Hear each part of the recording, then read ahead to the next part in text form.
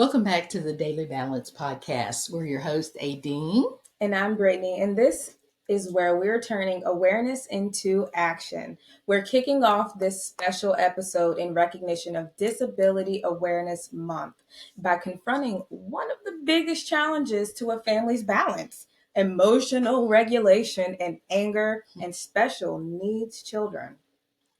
It's a challenging reality. Research shows that aggressive behavior is a significant issue for many, with studies indicating that up to 60% of special needs children may experience forms of aggression towards a caregiver at some point. This challenge is not a character flaw. It's often a cry for help or a breakdown in communication. And that challenge has a massive ripple effect. It's the number one predictor of high parental stress, with many caregivers reporting clinical levels of anxiety and depression. It's crazy. Well, that's exactly the point. And because of this intense emotional challenges, where up to 79% of these children also struggle with anxiety, it's clear that these behaviors are a majority cry for help and core issues for the whole family. Daily balance. We're moving past the surface level judgments and into practical evidence based strategies that actually work to support these kiddos. So this isn't about a behavioral issue. It's a mental Right. health crisis in the making. Mm. Experts note that the children with developmental differences have a 3 to 4 times greater risk of struggling with co-parenting, co-occurring mental illnesses, and health conditions like anxiety, depression. These are signals that the child needs support, not judgment. That's so true. That's why we're going behind the behavioral revolution today. We're moving past the surface level frustration and into the practical evidence based strategies that provide real relief. We have a truly revolutionary panel joining us today. Our very first panel interview. Very first panel. The very first one here on the Daily Balance Podcast, and we'll be speaking with a registered behavioral technician, RBT, who is on the front lines every day, and a specialist dedicated to helping special needs children master their anger and emotional regulation. They are going to decode those big, confusing emotional outbursts and give us clear, compassionate roadmap. If you or someone you love is struggling to find their peace and understanding in the face of challenging behavior, this is the essential conversation you need to hear. Let's learn from the specialists doing this every day.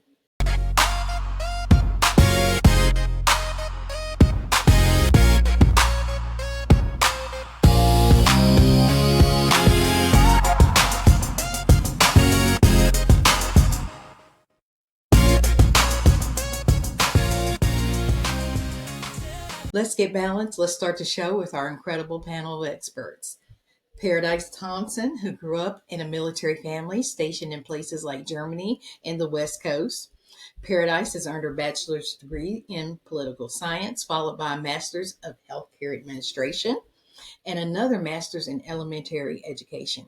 Currently, she works in the mental health field as an aggression replacement teacher with a certification in aggression replacement training. Who knew? Where she helps students develop positive coping skills and strategies. And then we have my sister, LaKeina Sherman, aka Keena, earned her art and science degree at New River Community College and earned her behavioral support certificate at Bridge Academy. She is also an RBT, a registered behavioral therapist. All right, so we're going to get right to the experts. Welcome, LaKeina and Paradise. Hi. Hi, guys. Well, we're talking about special needs children, and we're also talking about the aggression that comes along with it. So we're going to kick it off to the awareness and the big picture. Paradise, what does the phrase disability awareness actually look like in your job? And how do you ensure you're seeing the kid, not just a diagnosis?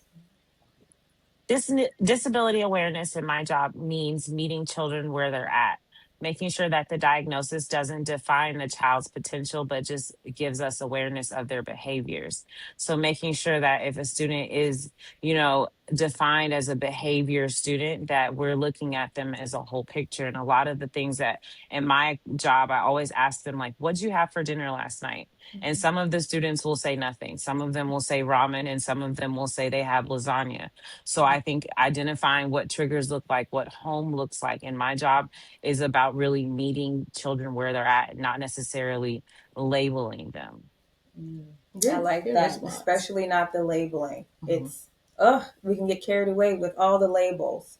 What's the, to my sister, LaKeina, what's the number one biggest mistake people outside of this field make when they see children with special needs having a tough emotional moment?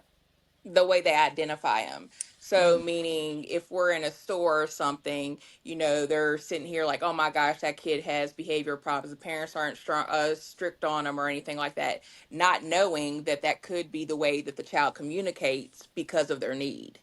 Mhm. So that's the biggest mistake that I see in the community going anywhere. People just staring, not knowing what's really going on with the child, judging Judging. before knowing what's wrong with the child or adult. So that's the biggest thing, is mistaking their outburst for a behavioral thing and Mhm. not a communication thing. Mm. Understood. And I Yes. assume Paradise, you would say the same thing. I would, yes, very much so. Making sure that it's just not about a lack of discipline. And there's a lot of judgment, I think, comes like Ooh. exactly like Lakina said. Mhm. Well, Paradise, how can we as friends, family, and neighbors stop focusing on labels like autistic and, ADHD and just start supporting the person? Shifting attitudes, shifting tones. I think a lot of it comes from, I have a husband with PTSD, Mm. but that's not necessarily defining, because when he joined the military, he didn't have that. So making sure that we're not labeling children as like that autistic child or that soldier with PTSD versus that soldier didn't start out like that. So making sure, like you said, in the tone, equity, especially in my classroom, like there's always an opportunity of choice. And students aren't used to that, especially students who are often labeled. But like presenting children with a fair, equitable, I think, amount of just not trying to fix the child, if you will. It's just like making sure that we're shifting attitudes, shifting tones, shifting language, so that Yeah. verbiage isn't necessarily about labeling children, but giving them a space to be okay. Because it's fair, if you send someone to a war 4 or 5 times, Yeah. they naturally would have PTSD. If a Yeah. child is born that way, you know what I mean? So making sure that there's all of that, it makes sense. Do you know what I mean? Yeah, Oh, it's like absolutely. wholeness, the The wholeness whole of child. the whole child. Mm-hmm. Definitely. And in Kina, if a parent just received a diagnosis for their child, what's the most important piece of advice you would give them right now? The most important piece I would give them is getting familiar with what is going on with their child. Not so much jump into a judgment or a conclusion, because, all of us don't have a conclusion for it. So, and then making sure, like, hey, I'm getting the supports I need to support my child with That's the true. disability, or, how can I help as the parent, get them through it, get them stronger, and the things like that. So that's what I would say, is more so getting familiar with what the actual issue is. Mm. So, and with that said, Kina, what makes behavioral therapy so controversial? Mm. Because they think that a behavioral therapist is there to fix everything that is wrong with the child. Mm. We're not there to fix it. We're there to help them cope with what they have Mm. going on with That themselves. part, the cope. So, yes. A lot of people get into like, you're not fixing my child, you're not helping my child. Mm. The number one problem was the parent didn't get familiar with their diagnosis. Oh, So okay. they're looking at an expert to get it done for them. Mhm. And that's not what they're there to do. They're there to help the child just as well as we are, Mm. but you can't fix them. You can only help them cope with what they're going through. Mhm. So that is the biggest thing that I think they get confused with a lot of therapists or things like that. Definitely. So, Kina, also walk us through, this is your daily toolkit. Walk us through your typical day. What's the game plan when you start working It with a child? What's the main job? it is. So your my main job is I'm a RBT, which is a registered behavioral therapist. And we get misinterpreted a little bit about, they think we have to work with all behavioral children, and we don't. We work with the whole spectrum.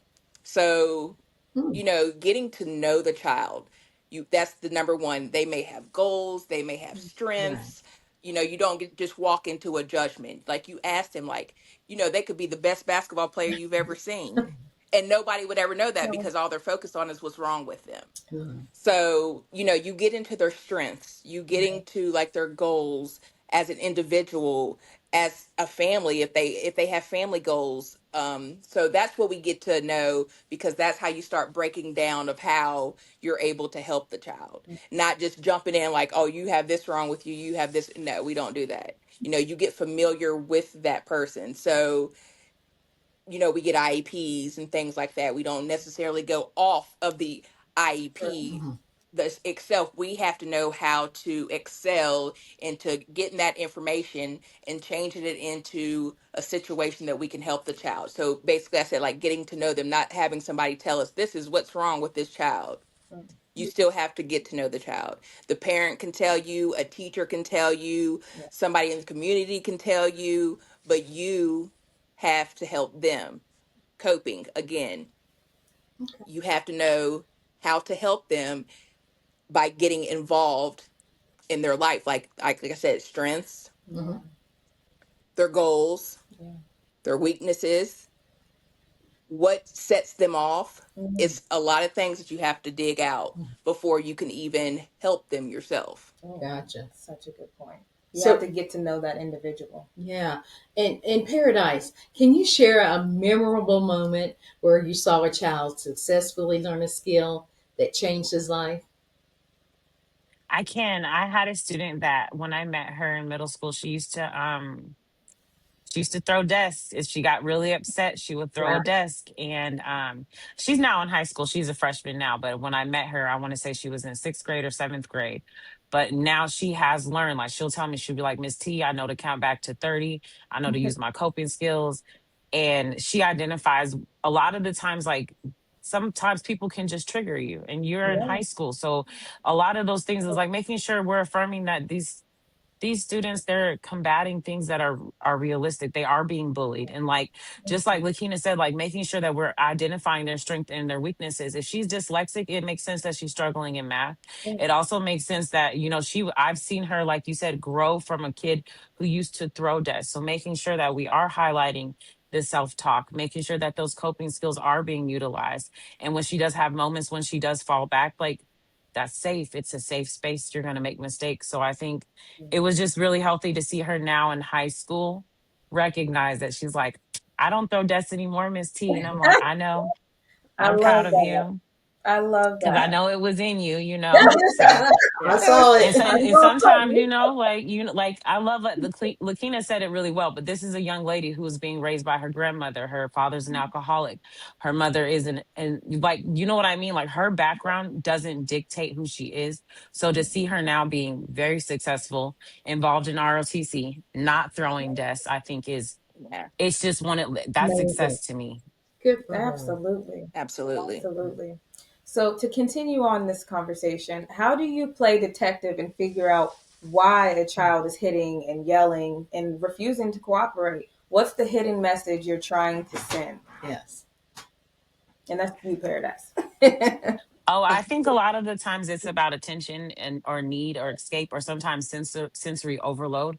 Oh, Sometimes we're just not understanding. Like, there's got to be more pages behind that original story. Like, I met a student; he had been through 8 foster homes, 5 different schools, and he had finally ended up with a same sex couple.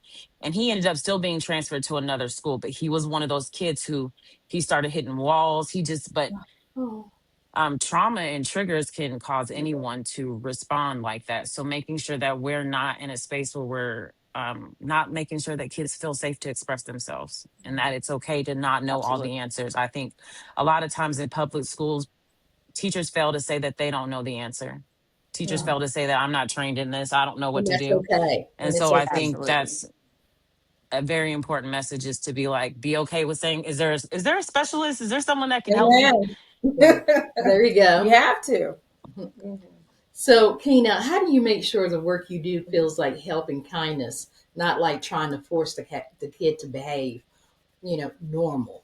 Normal. It's not.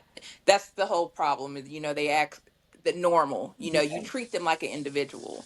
Like anytime you treat them like you would treat somebody that does not have the disability, but in all you're uncovering. You have to start uncovering those things with the children. So like what sets this behavior off, what happened first, what happened after, what happened during. So that's how you start uncovering things that may trigger them. So it's not necessarily like making them stand out, because once you get the attention on them, the attention stays on them. So it's like, what can we do to make them feel like a normal child, a normal adult? So it's uncovering the behavior as an individual that has this problem but doesn't you don't stand out. They don't You make them not stand out, because once that happens, the instant reaction is, oh, something's wrong with that person. It doesn't Mm. have to be like that. And kind of touching on that too, where you're saying, the judgment. You both brought up judgment in looks. We know the looks that people give. And would Yeah. you say it's ethical to use therapy to change like the natural behaviors, like the jumping or The the hand the hand flapping. flapping or the avoiding of eye contact? If those behaviors don't hurt anyone, like, or should we focus on accepting those differences instead? It's not ethical because those are communication ways for children. Um, a lot of people will say, you need to stop them from doing that. But a lot of times that's their stimming. They're Yeah. stimming to figure out like why is my body doing this? Why am I going through this? So if you Can you, try to excuse me, change the Tina? behavior, yes. Can you explain to our listeners what stimming You is? brought up a great one. Yes. Yeah, so stimming, like your natural hand floppings, your loud noises, you could rock back and forth. There's just a lot of things that children and adult do to stim. Hmm. So that's one of them. But if it's not harming themselves or harming somebody else, you don't stop that behavior, because that could be a way that they control whatever's going on inside them. It may be a control that, hey, I'm not going to hit somebody, I'm going to flap my hands. Mm. you know hey, I'm not going to spit on somebody, I'm just going to bite my lip. So it's not a behavior that can be changed if it's not harming them or harming the next person, because stimming comes in so many different forms, so many different actions that they have. Somebody could stim by just flapping their eyes at you and you don't know what's going on, or start It's true. twitching their eyes really fast and you just don't know what's going on. But if it's not harming themselves, like I said, or harming others, I'm going to keep on saying that, don't fix it, because it is usually part of stemming. A lot of people don't realize that neurotypical people stem too. Mhm. Yes. Biting Yeah. your fingernails, shaking your Hmm. leg when you Or cross it, twirling your hair. twirling your hair, Yeah. Yeah. biting the Yeah. end of a eraser on a pencil, or keep biting your pen. There are many ways that Mhm. people stem. So it's not just Yes. uh, neurodiverse people who stem, but it is neurotypical as well. Absolutely. So, Kina, when behavioral therapy is used, are we teaching the person to be independent and have choices, or are we just training them to follow rules so they act the way others want them to act? No, so it's an independency thing. Yes, we want them to follow rules if they're in a school setting or in a job or things like that. But we, as an individual, are teaching them self care, self structured things. Mhm. It could be as far as, hey, I don't know how to put my shoe on right without kicking my foot and getting mad, so we need to figure out a way that, hey, I can put my shoe on, learn how to tie it without getting so aggressive and so upset that I'm throwing my shoe because I can't get it on. So it's a daily life thing. People in communities and things look at, a lot of times, if a child is getting help like in a school or in a home or something, as being like a needing thing. No, it's teaching that individual how to self care for themselves, because you have to think Mm-hmm. where we all get older and our parents go, our guardian goes. So there's not a lot of homes anymore that even take Mm. children and adults with disabilities, Yeah. because it So could be a true. harder task for somebody who knows nothing about it. Yeah. So you teach them how to better self take care of their self in the community, in their home, and things like that. Like, how do I control something without getting so angry that I can't get it done? So you provide the tools that they need to be successful in life.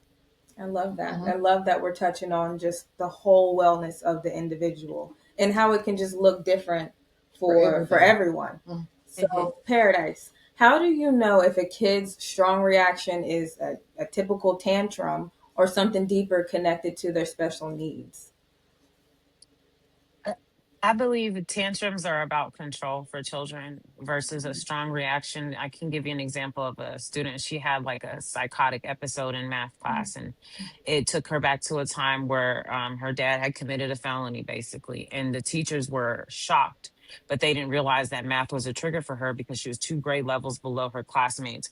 So I think, like you said, being aware of the child, their background, and the full situation, the scope of it. I think when kids have tantrums, it's about controlling the environment. When a child has an episode, they don't have control of their environment. Their environment is controlling them. And I believe triggers cause them to have those reactions. So it's Mm. like sensory overload. So, yeah.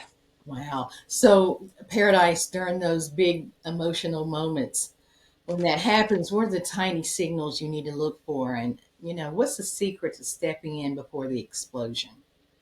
And this is one of the kind of, we do different packets every week. In aggression replacement training, we try to teach the students skills, but we also teach them ways to identify what does it look like when you're mad. So I always tell the students, close your eyes and think for a second about the last time that you were super upset. Now open your eyes and there's like a diagram they receive, and tell me what that looks like. Are you clenching your fist? Does your face turn red?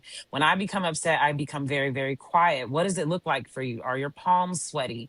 Do you hit things? Are you throwing things? And they have to actually circle or to put a check mark by each of those different identifiers so that they start to see what it looks like when they're starting to reach levels where they can't control themselves. So the clenched fists Hmm. or the quieting down. I mean, like, and like you said, depending on the child, everybody's response to anger is very, very different. It, yeah, we've seen That's that. that's true. When a child is completely overwhelmed by anger, what is the best thing a parent or an RBT can do in that moment, or what should they absolutely not do? Go ahead, Keena. So in that moment, you're going to uncover the message. That's what I use, is uncover the message. You don't try to stop it, because if you stop it, it could make it worse. Make stress worse, anxiety worse. It can make the situation worse. You kind of have to let them fully get that out before you can take control in that situation. So as example, I would say, like, I'm on the floor, I'm kicking, I'm screaming. Like, am I going to try to stop and hold their legs? No. Let them get it out, calm their body first, and then figure out the problem. Like I said, you have to look at what happened before, who was present, what happened after, what happened during. There's a lot of things that you have to uncover before you can figure out what the problem really was. Got it. So, how often, Keena, is anger just a big sign that the child is having trouble telling us what they need or what's wrong?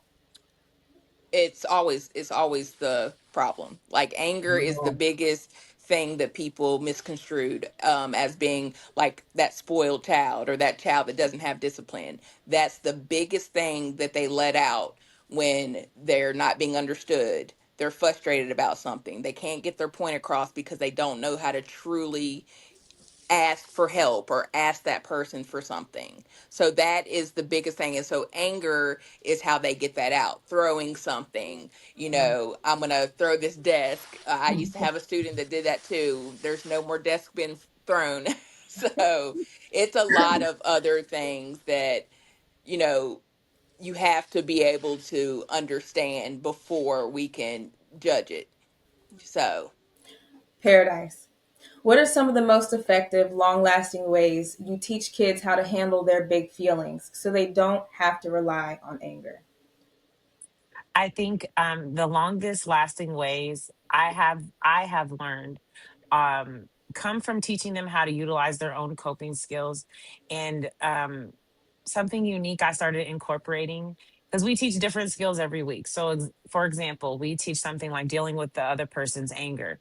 I utilize Disney films because a lot of these students didn't grow up with a childhood where they saw those types of films or know what it Mm. looks like to have a healthy argument or have a relationship. And so a lot of them are like, Miss T, why did Simba uncle do him like that? And it's like, you see that? You see the jealousy? And I was like, do you recognize that in your own lives? And like, I got an uncle. And so, but I do think that it's helpful for even like Frozen 2, Raya and the Last Dragon.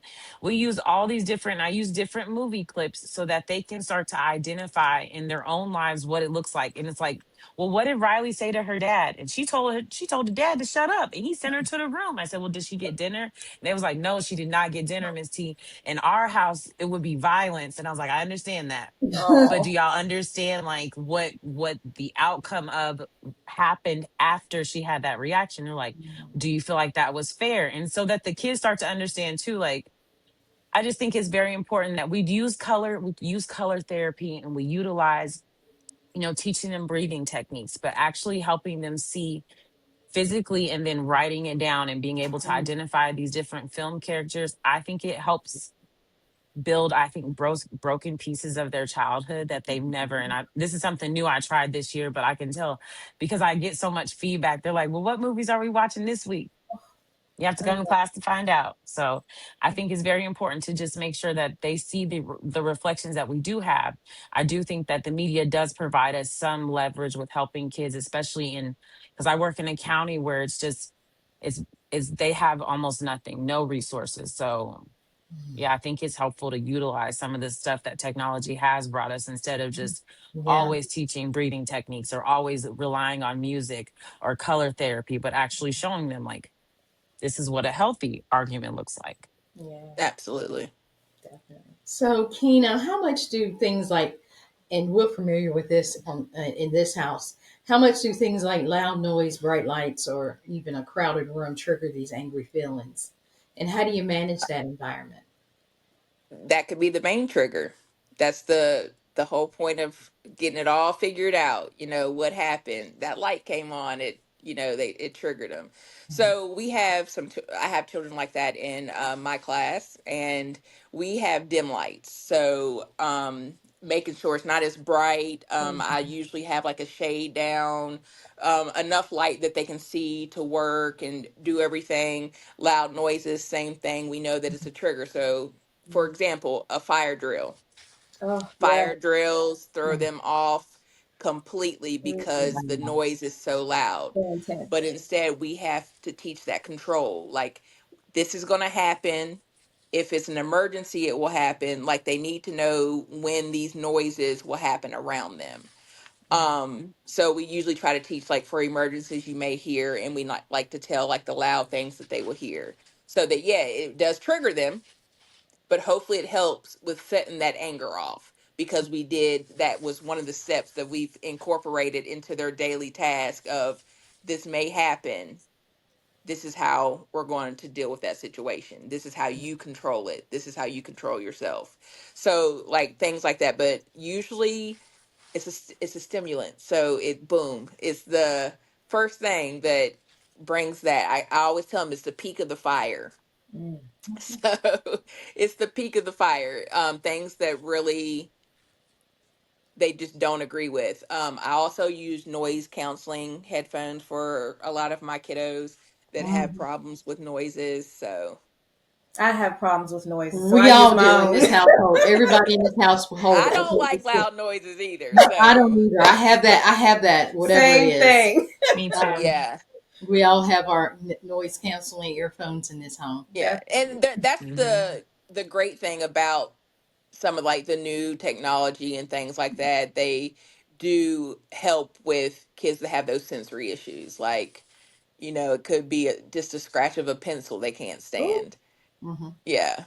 Exactly. So And I love like I how, said, a lot of times when I was in school, we didn't have those things, yeah, True. and yeah, and the kids were just throwing themselves downstairs, and I'm like, Okay, Sure. you just want to hurt Where are yourself. you going? So, Where are you going? I love yeah. how, So, like I said, technology has been great to Yeah, help find some things to help control those. I love how companies and organizations and businesses are catering to those special needs kids and just people in particular who have, an aversion to the noises or the bright lights and things Hmm. like that. So they're making their businesses open certain hours for people like this, or, yes, Yes. all inclusive only for this particular type of people. I love seeing the inclusiveness happen with that now. Hmm. absolutely. So let's start with LaKeina, and then we'll go to Paradise to wrap this up.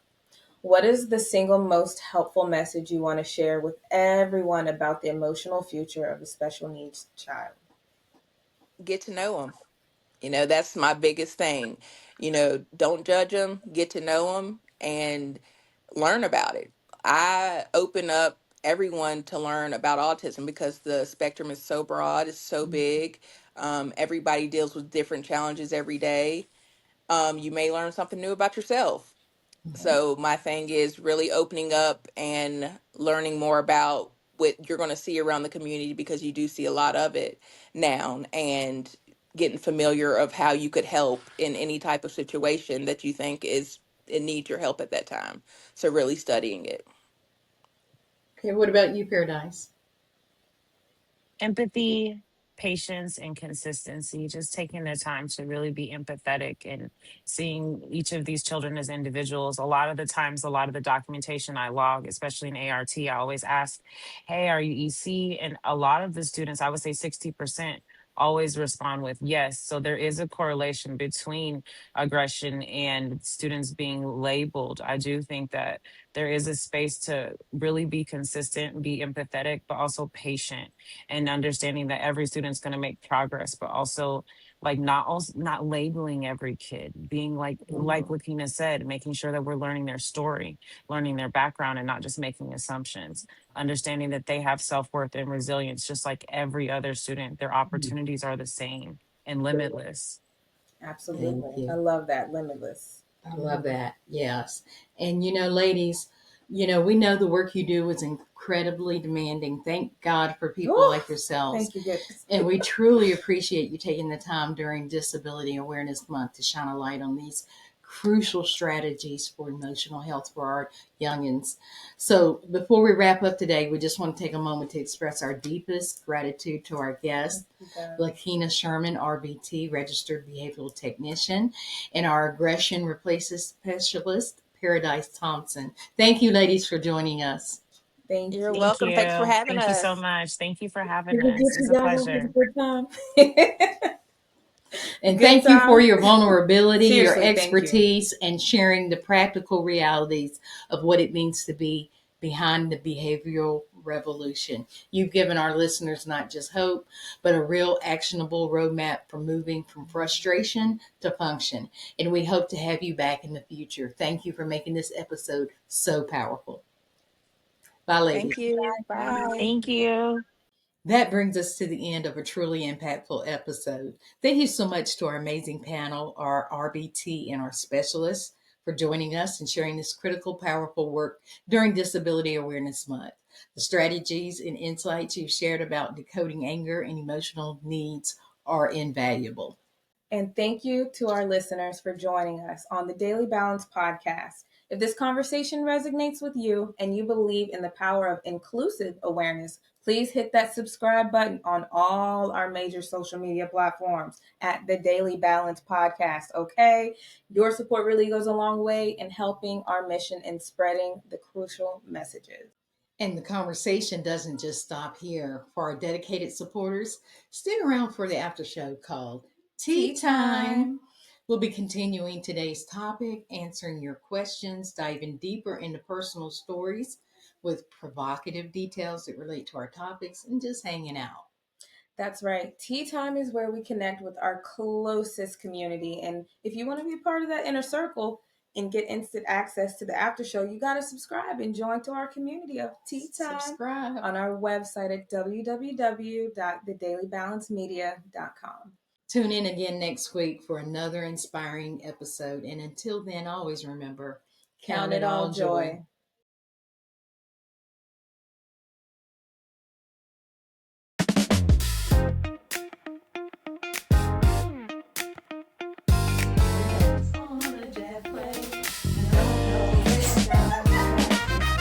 That's it right there.